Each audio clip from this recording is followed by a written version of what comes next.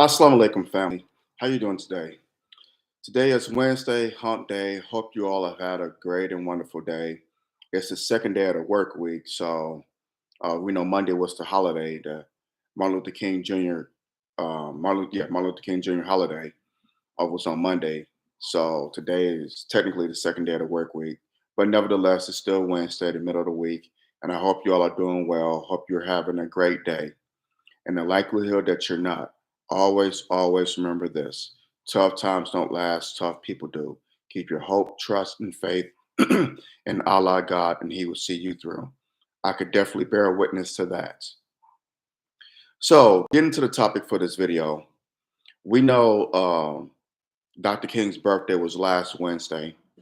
That's when that January 15th, but the holiday was observed 2 days ago, which I just touched on a second ago. And we know every time you turn on the TV on the MLK Junior holiday, they always play that "I Have a Dream" speech. They always play that speech. They always play, always show that him uh, march and integrate bathrooms, restaurants, stores, hotels, motels, what so have you. They always show you that Dr. King, the pacifist, peace loving, Negro Southern preacher. Little white Jews and Gentiles. Little one day, my little children, black boys and girls, little white boys and girls would hold hands and sing that old Negro spiritual. Free at last, free at last. Thank God Almighty, we are free at last. I know I paraphrased it, parts of it, but y'all get what I'm saying. We all different. We all gonna hold hands together in harmony and unity, and we know that's not the America that we live in. That it would be nice if it was, but we know that's not the country we're living in. We can't even have harmony amongst our own people, among black people. I mean, seriously, I hate to say that, but we don't even have harmony amongst our own people. Our own. How sad is that?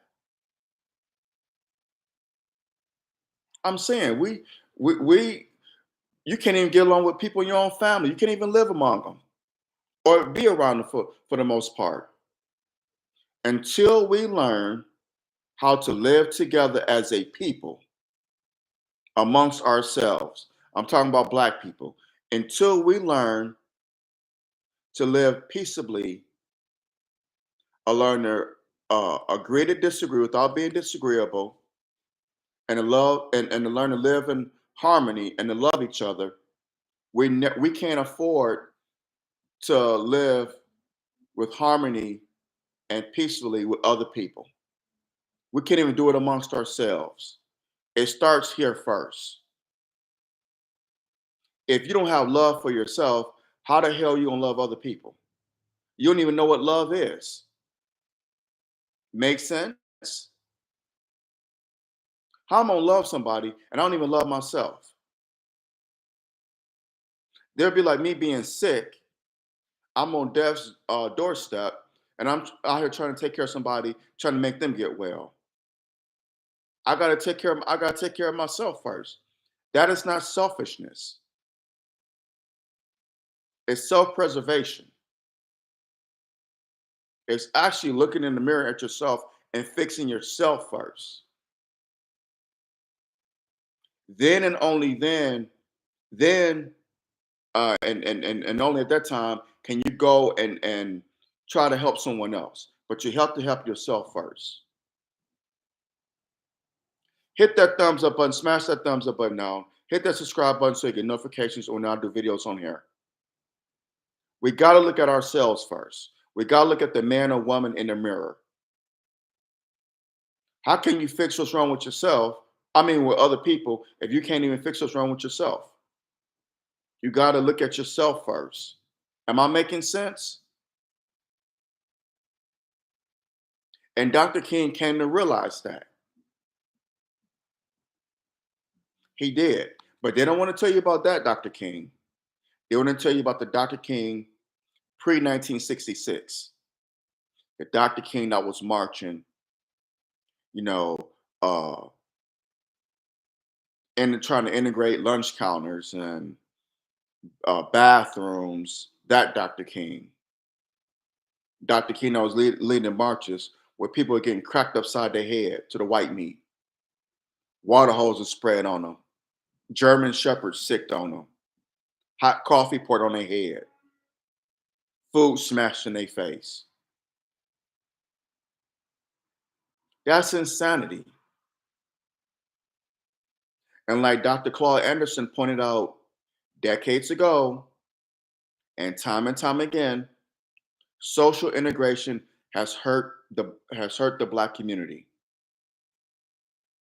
because we didn't benefit off of it. Other people did. LGBTQ plus IA community benefited off of the civil rights movement. People with disabilities, white women, immigrants, they benefit off of it, not us. And you could just look around. What's that Nino Brown said in New Jack City? Black people don't have a pot to piss in or a window to throw it out of. It's sad but true. I mean, he was right. We don't have a pot to piss in or a window to throw it out of. And it's disheartening. It really is. But again, I say, you cannot love other people until you love yourself because you don't know what love is. You don't even have knowledge of self. We don't have knowledge of self. But how can we? I mean, I'm not saying go around hating people. No, I'm not preaching hate. This is about love, loving yourself. You have to love yourself. How can a woman who's never been shown love, never, who's always been told that she's not good enough, she's not beautiful, she's not this, she's not that, how could she be in a meaningful relationship and be shown and show love to her partner or her husband? She can't. She can't. It's impossible. A prime example is Richard Pryor, the late great Richard Pryor. In my opinion, the greatest stand-up comedian of all time. Richard Pryor was married multiple times. Richard Pryor wasn't shown love in his life. When he was coming up, no one told Richard Pryor that they loved him, that they cared about him. He grew up in a whorehouse. His grandma was a madam, a pimpstress. His mother was, I dare to say, a whore, a lady of the evening.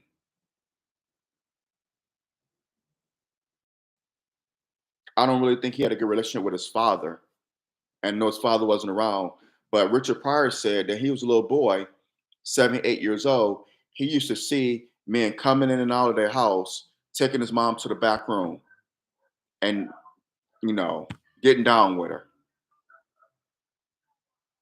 He wasn't shown love. He did not know what love was.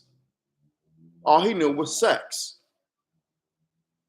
That's why he could never fully commit himself in a relationship. He couldn't love a woman because he didn't know how. Excuse me. He excuse me. He wasn't taught or shown how to love a woman. He didn't have a father to teach him. This is how you be in a relationship. This is how you treat a woman. He did not have that. So it was impossible for him to show it to someone else when he got older. It's sad. And Richard Pryor died, not being in a meaningful relationship. All the success he acquired, but he still was empty inside. And I love Richard Pryor. Big fan of Richard Pryor, still am. But I know I kind of got off topic, but it goes to what I'm saying about with loving each other. We cannot love other people until we love ourselves. We cannot live in harmony, peace and harmony with other people until we first live amongst ourselves in peace and harmony.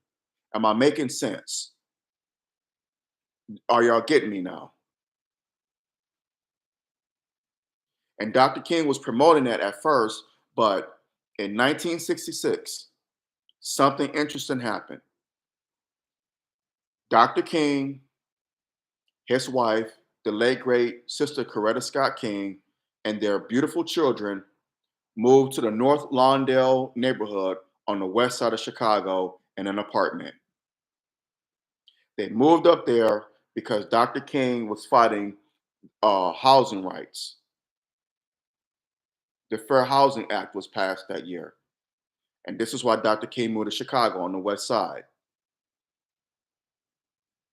While he was there, guess who he had a meeting with? The Most Honorable Elijah Muhammad, Minister Farrakhan's teacher, Brother Malcolm's teacher, our teacher. He had a meeting with the Most Honorable Elijah Muhammad. I don't know what they said. It was 10 years before I was born. None of us was in the room. But I kind of think it went something like this. If I had to guess, I probably would think that the Most Honorable Elijah Muhammad told him, "Brother, what you doing is admirable, brother. But you're going about it the wrong way, my brother. We got to have love for self, brother. We cannot love our enemy. Our enemy has not loved us. We have to love ourselves, brother. You a good brother. I love you. But we're integrating into the enemy's territory." Or something to that effect. Like I said, this is just my guess. So just bear with me. I'm not saying this is what the Most Honorable Elijah Muhammad told him, but I'm just guessing. Notice something happened after that meeting. Dr. King changed his stance. He became a powerful black revolutionary. He became militant. He spoke out against the Vietnam War, against the Johnson administration, and he was public enemy number one a year before he passed. Did y'all hear what I just said? That man became a powerful black revolutionary, and he spoke out against that unjust war in Vietnam. He called out the American government for their imperialism, including and called out the Johnson administration, and he became public enemy number one a year before he died. Even those who marched with him in the late 50s and throughout the early 60s, who was holding hands with him, talking about we shall overcome, black clergy, they turned their backs on him. All of a sudden, he wasn't allowed to speak at churches. He wasn't allowed to speak at universities because he was what they said, he went to jail too much. He was uh revving up the youngsters, the young black Negroes, and they couldn't have that. And these clergymen, cowards, they were cowards. They kowtowed to the government. Oh, he's gonna hurt my congregation. He gonna hurt my bottom line. Money, that is. We can't have this. He can't be telling the Negroes not to go over to Vietnam. We don't talk about American policy. No, no, no. We got to talk about what's going on down south. About we want freedom.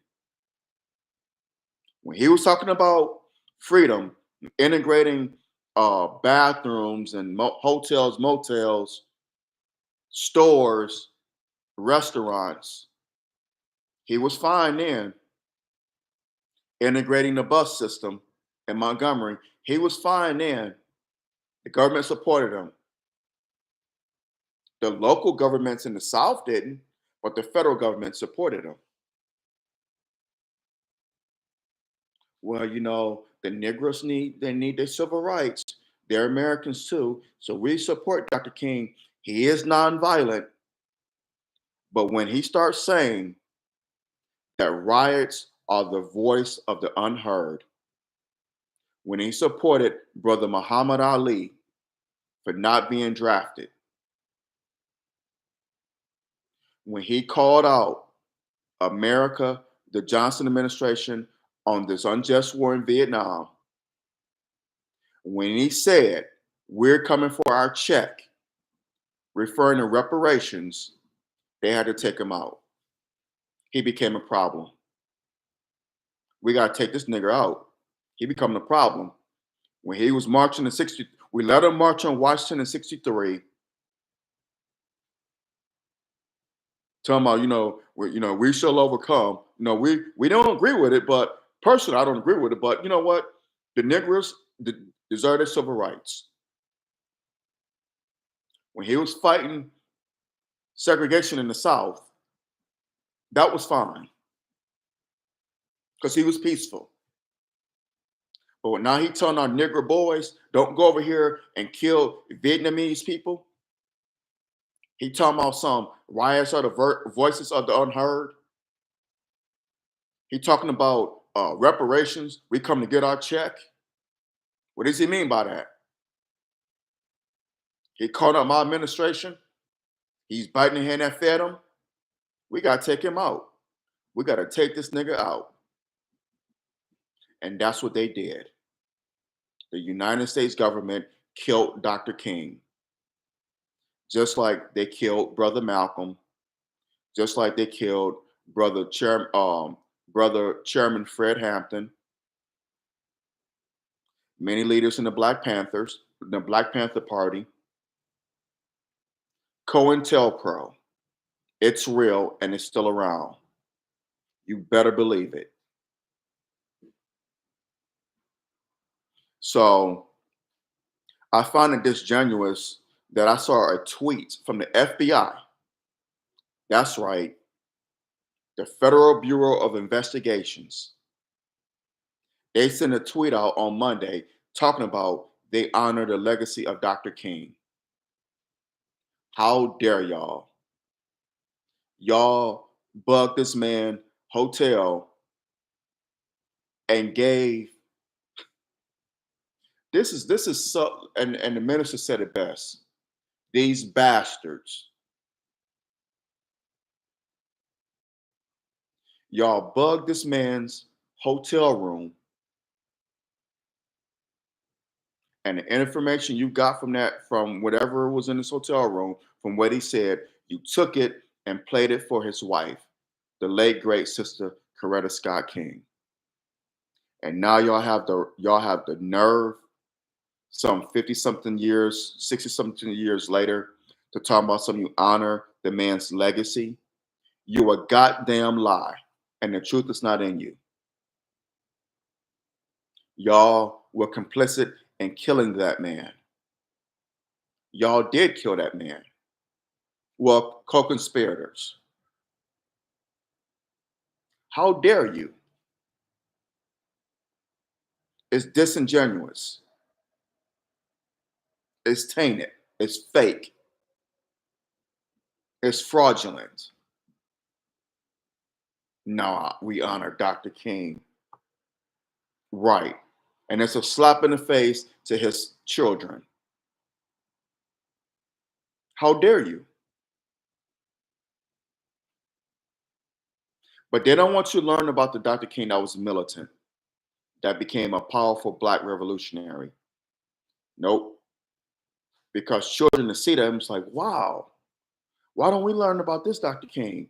He actually uh um spoke out against the war in Vietnam. He actually supported Brother Muhammad Ali. He actually met with the most honorable Elijah Muhammad. He actually did these things.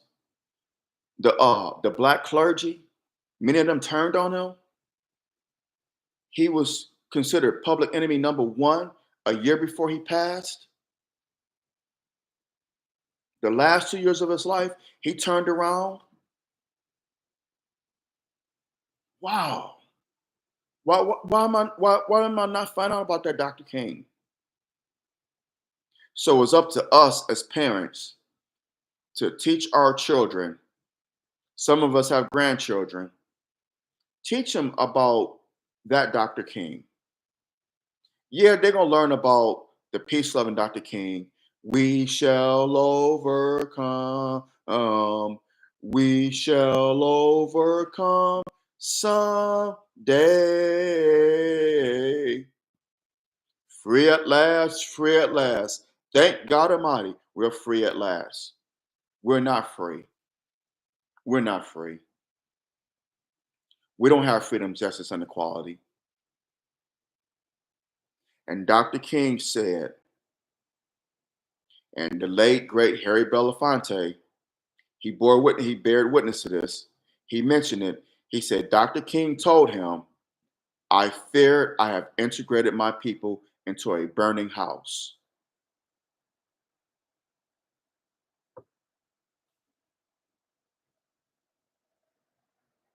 So we need to teach our children, grandchildren, about that Dr. King.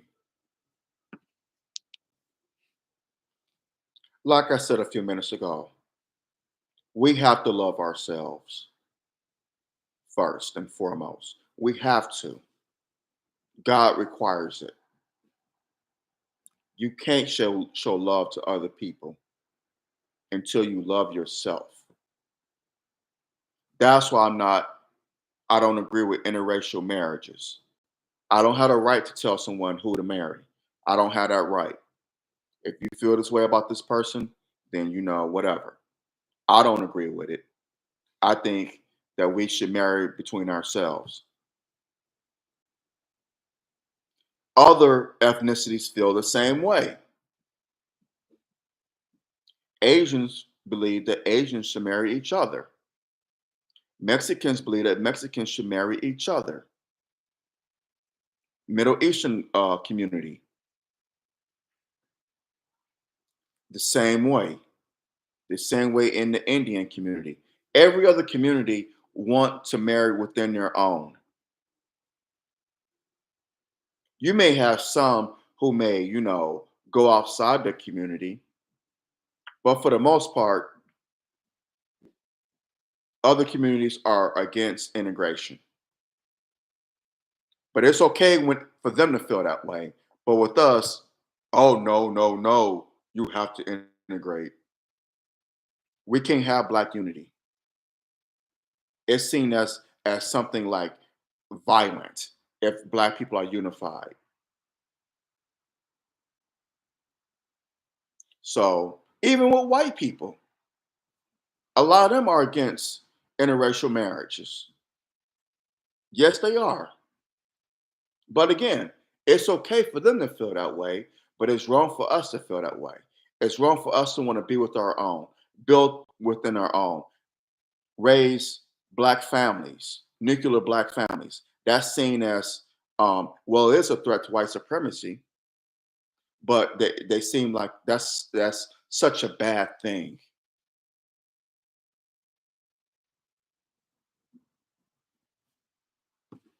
I can't help how you feel. I can't help how you feel.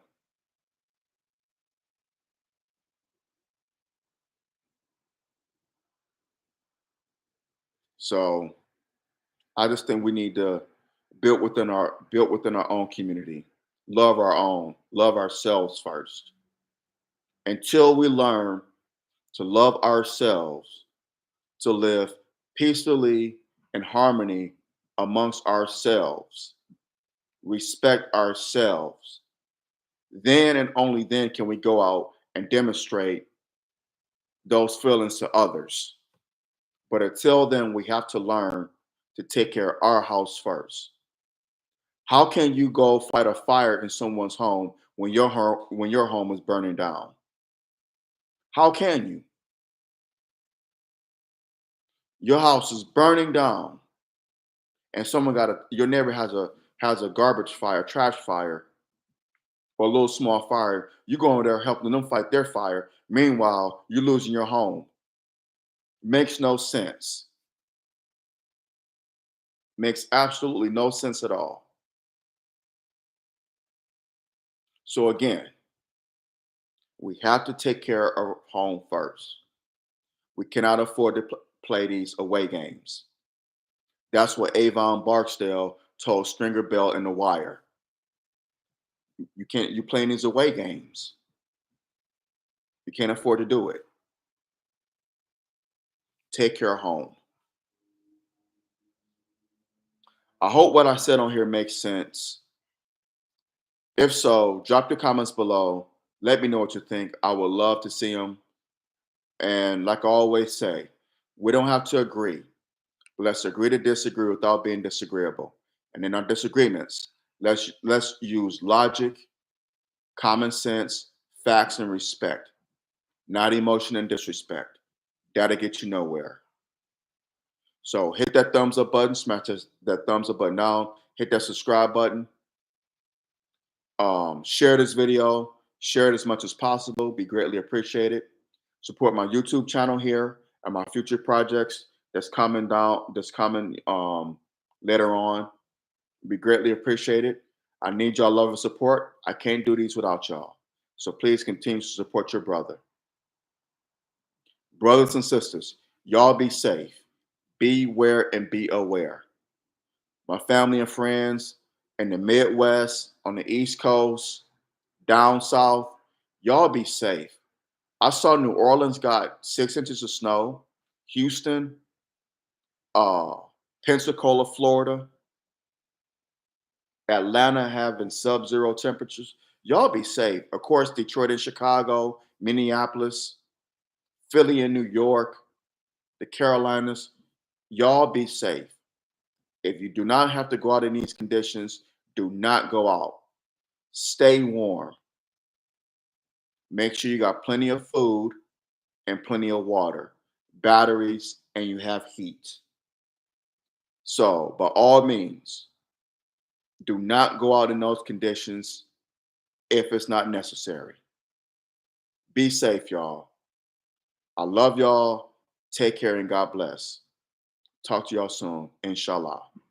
Assalamu alaikum.